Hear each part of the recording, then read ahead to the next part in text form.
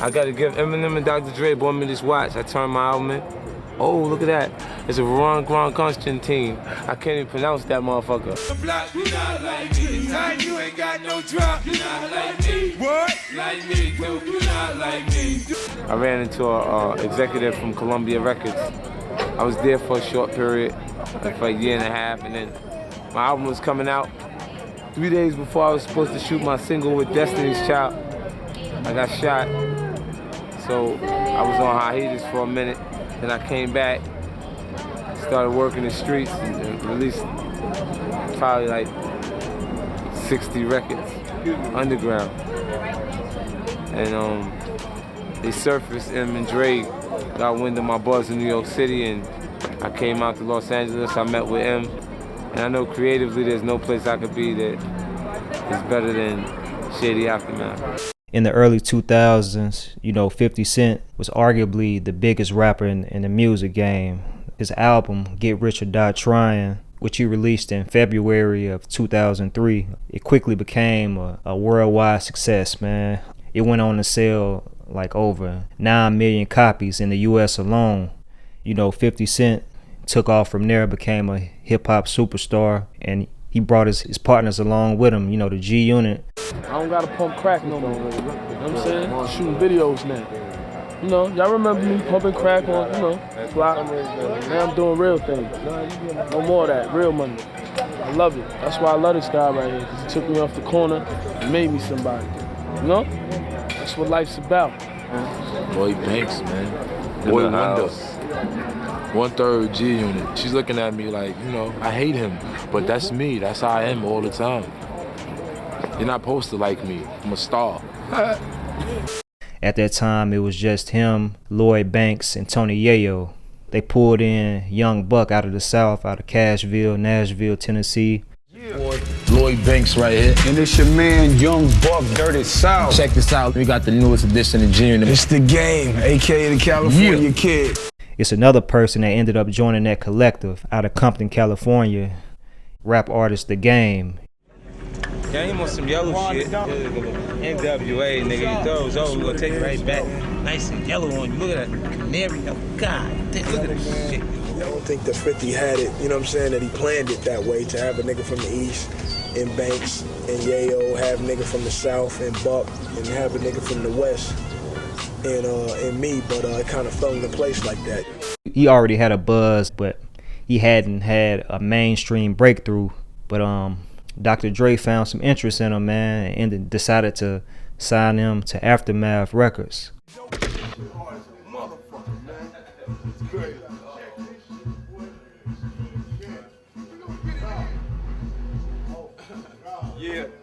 Yeah, nigga, Doc Dre. It's game time. Believe it.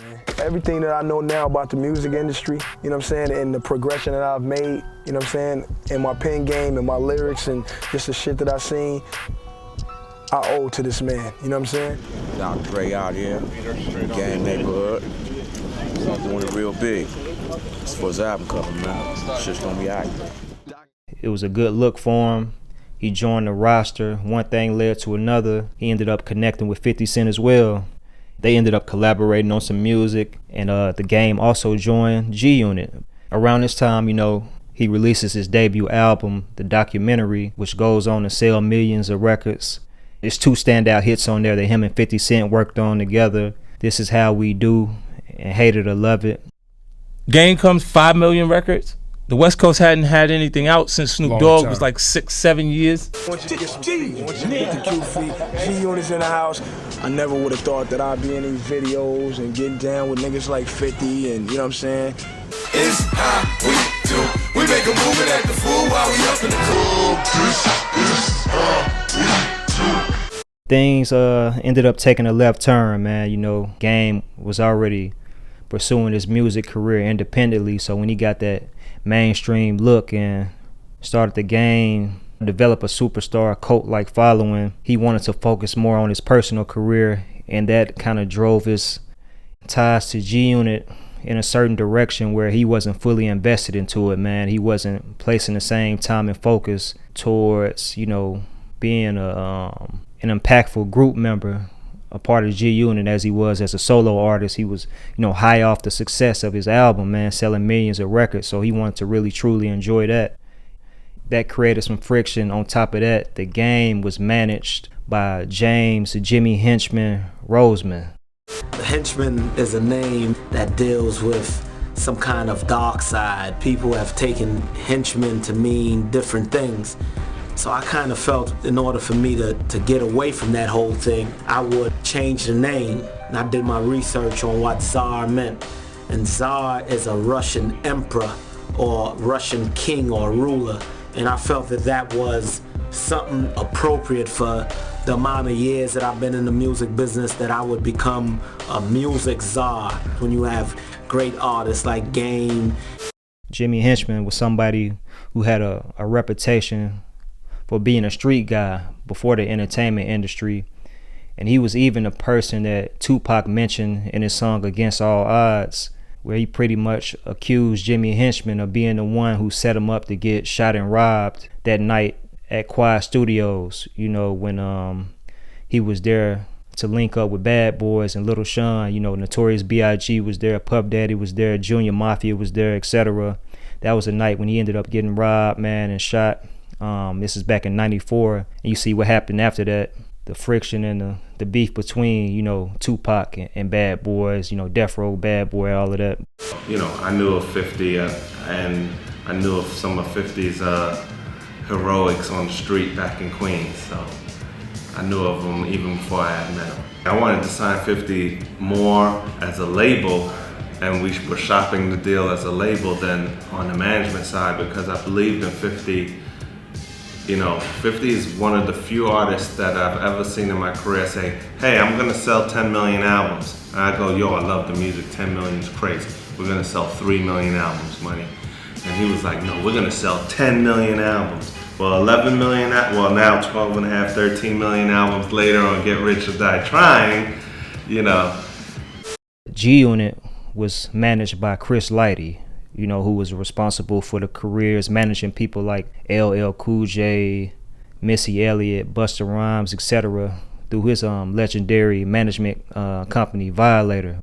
Just judging from different reports, Chris Lighty and Jimmy Henchman already had like a history or some type of rift, it was some type of differences according to reports, But they ended up having offices on the same block, in close proximity of each other in Manhattan. So, that tension, man, paired with, the Game and 50 Cent already having their own issues arising, it just created a problem, man. What's good, gang? What's good, doggy? Yo, what's up with that Jada and Fat Joe? What you mean? What you want to know? What's going on with them? How you see it? What's going on? Where does it put you in the... Man, it puts me, I'm going to stay out of it, man. Kiss has been one of my homeboys from, the early stages of my career on the underground mixtape level, and Fat Joe is a dude who I got love for in the streets, you know what I'm saying? His TS Squad and Black Wall Street, we ain't got no problems, man. So, I'm just standing on the outside looking in, man. But ultimately, what really led to the Game and 50 Cent truly falling out was when the Game decided not to jump in 50 Cent's beef with Ja Rule. Not necessarily Ja Rule, but the people Ja Rule featured on this song, New York, Fat Joe and Jadakiss. From Joe Budden to Jay-Z, the Game had dissed his fair share of people at the moment, but he didn't want to get into that beef. He shared in an interview that he had a personal relationship with Fat Joe, and he had respect for people like Jadakiss. 50 Cent had also dissed Nas. He had respect for Nas, so he wasn't comfortable with just following suit and dissing those guys, man, which 50 Cent dissed in his song Piggy Bank, after Ja Rule put the New York song, I'm from New York out, which kind of breathed some new life into his career. So that was viewed as the Game being disloyal when he decided not to jump in the beef. I recorded 6 records on Game's new album. Right. I did West Side Story, How We Do, Hated to Love It, Church for Thugs, Special, and Higher. You see what I'm saying? And he came back recently from overseas and was disrespectful, man. Like the way he's like, it's like he's feeling himself, like because of how well his record is selling. Mm-hmm. So I openly I wouldn't expose what I did for the project. But I wrote those records. I created the concept of those records, and he rapped around it. It's incredible that he would come back and forget how much I've done for him. You know, personally, you know what I'm saying? So where does he stand as far as G Unit is concerned right now? Across the street or around the corner. He's not in my camp. 50 Cent actually was on a radio station talking about the game and how he had helped him write his hit songs on his debut album, the documentary, and how if he hadn't stepped in, then he would have been dropped from the label because his project was at a standstill. Like crazy, they're calling. And they figure the things that I say to the general public at this point, just telling them the facts, the truth, will destroy the perception of Game as an artist. You know what I mean? And it's the honest to God truth. Do you think Game has a problem with the relationship that you have with the rest of the team? I think he has a problem. I think he has a problem with my position. I think he'd like to be 50 Cent. Well, we got it. Let's go. Enough's enough? Right now. It's hot 97. Flex, sorry about that. Hey, it's okay, fellas. Hey, it's all great. 50 Cent publicly kicked the Game out of G Unit, you know what I'm saying, on the radio station. Game, he was in New York at the time when 50 Cent was on the radio station talking about him. Him and dozens of his friends, man, they hopped in some cabs, came up to the radio station, Hot 97 radio station. When they got there, it was an altercation between, the G Unit entourage as well as the Game and his entourage. It was a standoff. Shots was let off, and one of Game's friends was hit in the leg. And another one of his homies, his DJ at the time, New Jersey Devil, he was grazed by a bullet. It was a snowy night. New York City. In New York City. And 50 Cent was doing an interview, and somehow someone shot outside the radio station. Yeah. Now, the real talk, and the way people remember the story is like 50 Cent and Game had some sort of shootout. That never happened. No, I was upstairs. You was upstairs. Everybody. There was a riff. We had a shootout. Oh. In New York, in front of a radio station. So I think guns. Yeah, it was a little bit more in the riff. Why? Egos. So after that shooting outside of Hot 97, Game, 50 Cent and G Unit, they started dissing each other during interviews, in the music. But on a positive side, they did end up coming together at this press conference together in March of 05. Both the Game and 50 Cent spoke their piece and revealed that they wanted to squash the beef, man, after the Hot 97 shooting and, the person getting hit, another person getting grazed and the disses and all of that type of stuff. But even after the, press conference and the call for peace and, they shook hands and all of that, it didn't last too long. And, G Unit and the Game, they ended up going back to diss each other, you know what I'm saying? And the Game, he even started his infamous GU Not campaign.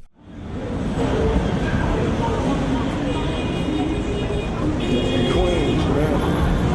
Jamaica ass. She working with 50.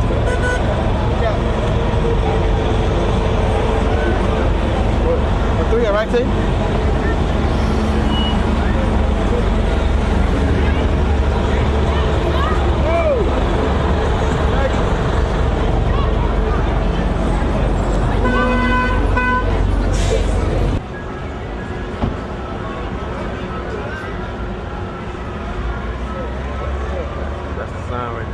It's different. There's a difference between a good rapper and a great songwriter.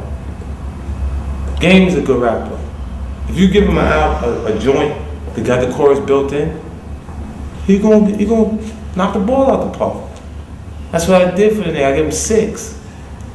You see what I'm saying? So it's like West Side Story, Church for Thugs, Highest, Special, MVP, How We Do. That's 6, man. That nigga 6 records, man. 3 was his first 3 singles. So 5 million records. Came back by itself, did 900,000. But yeah, it's just one chapter of the story, man. The Hot 97 shooting. It's a moment in hip hop history that people still mention today. You hear like Drink Champs or on the Breakfast Club or Hot 97 when the Game or 50 Cent or somebody from G Unit comes up there. They still mention stuff like this to this day, man. It's a moment in time, and and just showed how serious he could get when it comes to rap beef, man. But if y'all mess with the video, man, make sure to hit the like button. If you're not already subscribed, make sure you do so ASAP. Is greatly appreciated. Until next time, I'ma holler at y'all. I'm signing out. 100.